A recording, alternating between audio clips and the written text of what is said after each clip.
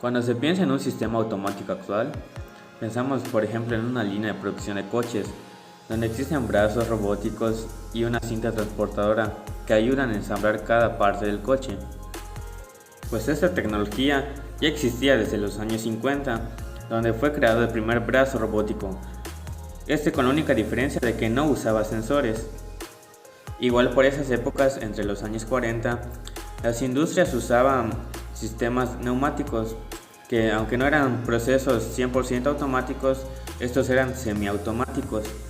Estos contaban con grandes tableros de control en donde solo se pulsaban botones. Estos activaban el sistema y lo que hacía básicamente era abrir o cerrar ya sean puertas, ventanas u otros mecanismos. A partir de la década de los 70, Intel crea el chip 4004, que este chip es un microprocesador. Con esto se da la pauta o inicio a lo que son los sistemas de control. Un año después, Texas Instruments crea el TMS-1000. Este es conocido como el primer microcontrolador de la historia. La diferencia entre el chip 4004 de Intel y el TMS-1000 de Texas Instruments es la unidad aritmética lógica. El chip de Intel es un microcontrolador, por lo tanto necesita de elementos adicionales para poder operar, como memoria RAM, memorias, puertos, un reloj, entre otras cosas. En cambio, el TMS-1000 es un circuito integrado, ya cuenta dentro con una memoria ROM, una memoria RAM, su timer, buses, entre otras cosas.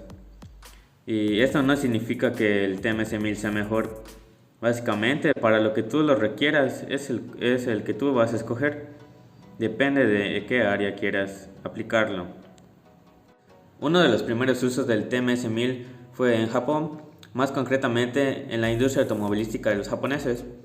Este se usó para el control de puertas, subir y bajar ventanas, los limpiaparabrisas y el sistema de luces, entre otras cosas. Luego de esto, ambos chips se usaron en conjunción para crear la primera computadora de procesos. A partir de esto, se empezó a usar para procesos de automatización. Ya en la década de los 80, Bill Gates logra implementar su sistema operativo MS-12 a una computadora para darle un uso general, ya que antes las computadoras se usaban para cosas específicas. En este sistema operativo contaba con aplicaciones, juegos y todo esto en una pantalla de blanco y negro, y que el sistema operativo tan solo pesaba menos de 400 kilobytes. En esta misma década, Intel saca su chip 8048, que es la competencia directa del TMS-1000. Este chip era un microcontrolador y su fabricación estaba destinada casi exclusivamente para las aplicaciones de control. A partir de esto, las grandes empresas empezaron a usar los microcontroladores, y fue aquí donde surgió el DDC, el Digital Direct Control. También se empezaron a emplear términos tales como tecnologías de la información, términos que nunca antes se habían usado. Igual surgió la guerra de protocolos, y después de eso se empezó a emplear más el Internet, y todos esos protocolos quedaron atrás. Luego de la invención del primer PLC y el primer Modicom, se empezó a usar el protocolo Modbus de comunicación. Posterior a ello, estos PLCs empezaron a emplear microcontroladores y microprocesadores como los Modbus. Con la evolución tecnológica de los PLCs, se necesitaban interfaces de humano-máquina. Estas interfaces fueron creadas a partir del HMI, que eran simples botoneras. Hoy en día, esas botoneras se han transformado en pantallas táctiles en las que pueden representarse gráficos. Luego del desarrollo de los sistemas DDC, junto a este también se empezaron a desarrollar los sistemas de control supervisorio y el sistema de control distribuido. ¿Qué es el control supervisorio? Bueno, de antes se necesitaba mucha mano de obra para supervisar un proceso, pero con la invención del relay, esta mano de obra fue disminuida drásticamente, ya que por ejemplo, en un proceso si estaba dividido por una pared, solo se necesitaban dos personas, una en cada lado del cuarto. Luego de esto, surgió el primer protocolo de comunicación llamado el VisiCode, que incluso hoy en día se usa para ayudar a personas con dificultad de habla o de oído para poder comunicarse, ya que este es capaz de almacenar datos. Luego, con el paso del tiempo, este protocolo evolucionó al sistema SCADA, que se divide en tres: el sistema SCADA monolítico, el sistema SCADA distribuido y el sistema SCADA interconectados con la red. Incluso hoy en día se habla de un cuarto sistema SCADA, que es el sistema SCADA IoT, que es el Internet de las Cosas. Primero estaba el SCADA Master y este estaba conectado a una RTU y este sistema se llamaba WAN.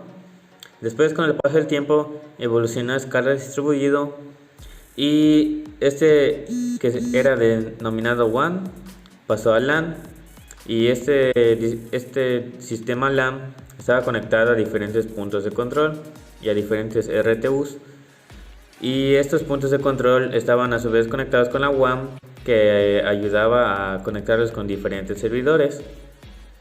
Sin embargo, la desventaja que tenía esto es que no podías usar diferentes tipos de PLCs y RTUs, todos tenían que venir del mismo fabricante.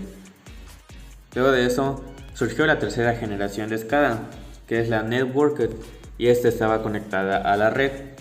Con esto, Windows creó un protocolo llamado OLE. Pues esto se adoptó para la tecnología de control industrial, y después se crea una fundación llamada OPC. Y para eso, después de eso, se extraen los protocolos de los PLCs y funcionan con nuevos protocolos.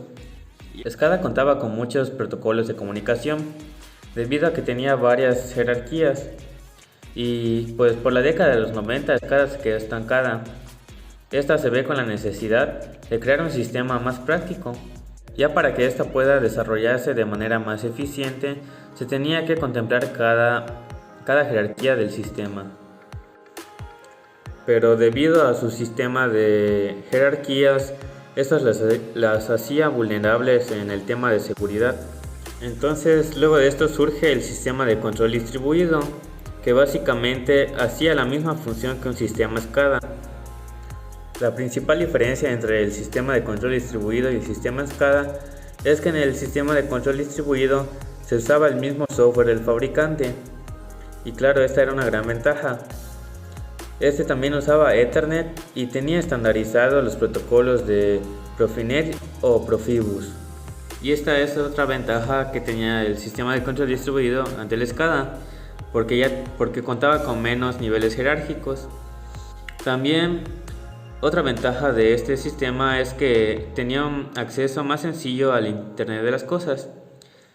También contaba con acceso a manejo de bases de datos y también a protocolos de SQL. Entonces el Internet definía que los sistemas de control distribuido tenían una mayor ventaja y eran superiores a los SCADA. Aunque hoy en día los SCADA ya pueden conectarse a protocolos SQL, ya se pueden acceder a través de Internet, no como antes. Como podemos apreciar, al final de todo, estos protocolos culminaron en el Internet. Pero, ¿cómo surgió el Internet? Bueno, voy a hacer resumidas cuentas para evitarme todo el tema de guerras y carreras armamentísticas y tecnológicas. Pues para empezar, Estados Unidos crea ARPA, que es la Agencia de Proyectos de Investigación Avanzados. En aquellos tiempos, sus computadoras eran muy grandes y solo servían para trabajos específicos. Luego de un tiempo, se empezaron a generar los primeros conceptos de redes de comunicación distribuidas. Esto es un protocolo descentralizado de computadoras que se encuentran interconectadas, donde todos sus nodos están interconectados, lo que hace muy difícil su interrupción. También se crea la transferencia de datos por paquete, que esta se enviaba de forma distribuida, se enviaban por paquetes, y el receptor de los mensajes tenía que juntarlas para recibir el mensaje completo. También se implementó la IPM, que es la interfase para el procesamiento de mensajes. Luego de varios años, Las computadoras cada vez se aumentaban poco a poco su velocidad y también les permitían enviar mensajes más grandes. También existían diferentes conexiones de Internet, ARPANET, SATNET y RADIONET, y estas eran las más importantes, pero al no tener los mismos protocolos, estas no se podían interconectar. Hasta 1975, los diferentes protocolos de Internet junto a ARPA estaban interconectados. No fue hasta que Tim Berners-Lee tenía la necesidad de conectar unos centros en Suiza, por lo cual propone una comunicación a través de hipertexto, lo que le permitiría acceder a otros sitios, y con esto surge la World Wide Web. No fue hasta diciembre de 1989 que se crea el primer sitio web, y con esto nos damos cuenta que no solo se puede usar de manera local, sino se puede usar en todo el mundo. Ya para 1990, ARPANET quedó obsoleta y dejó de funcionar debido a que el Internet se había globalizado.